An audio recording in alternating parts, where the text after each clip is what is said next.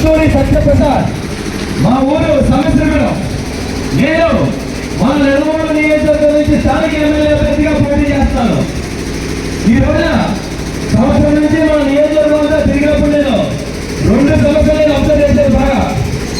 First లో అందులో 2 ప్రధానమైన సమస్య కౌలు రైతు సమస్యలు. ఈ రోజున కౌలు